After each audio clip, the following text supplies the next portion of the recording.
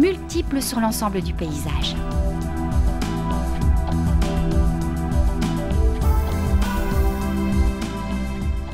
Les jachères fleuries, moi je suis pour. Pour l'apiculteur, s'il a de quoi nourrir ses abeilles, je pense que pour lui c'est un bénéfice, donc il faut qu'il l'intègre aussi dans son économie et qu'il pense à celui qui lui fournit la nourriture, qui est l'agriculteur. Donc là, il faut bien qu'ils travaillent ensemble. Et puis que les agriculteurs y trouvent un intérêt agronomique.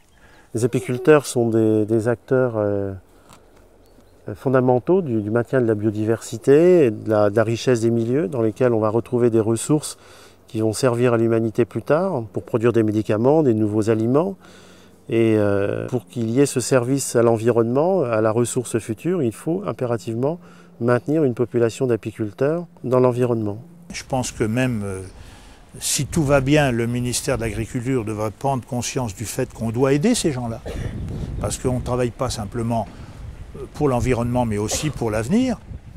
Il faut d'abord avoir un rapprochement des trois parties, à la fois des apiculteurs, des agriculteurs et des producteurs de produits chimiques, agricoles.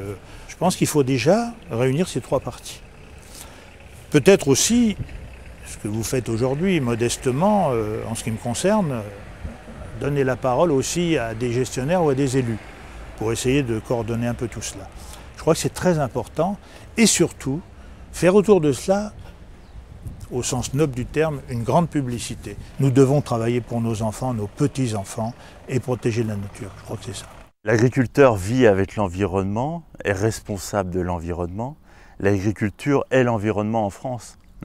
Les terres qui ont été cédées à mon grand-père, à mon père et j'espère cédées à mon fils, si je les rends improductives et complètement polluées, je ne vois pas l'intérêt de l'agriculture encore en France.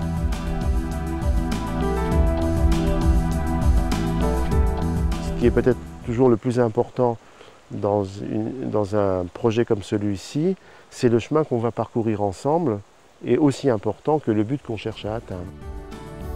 Les expérimentations du type du pilote d'Orville doivent être démultipliées et le réseau biodiversité pour les abeilles poursuit dans cette voie. Au printemps 2006, plus de 400 hectares de jachères à intérêt apicole répartis sur 26 départements ont été semés. Ce sont au total plus de 46 pilotes qui couvrent déjà un tiers des départements. En décembre 2006, le réseau biodiversité pour les abeilles regroupe 43 apiculteurs, 72 agriculteurs et 30 entreprises du secteur agricole. Conscient que la terre de demain se prépare aujourd'hui, le réseau biodiversité pour les abeilles s'engage de façon concrète pour favoriser une agriculture respectueuse de l'environnement. La biodiversité, c'est l'affaire de tous. Chacun en effet aurait beaucoup à perdre si les abeilles continuaient de disparaître. Les agriculteurs avec la diminution de certaines cultures, le grand public avec l'inévitable disparition des couleurs des campagnes et bien sûr les apiculteurs.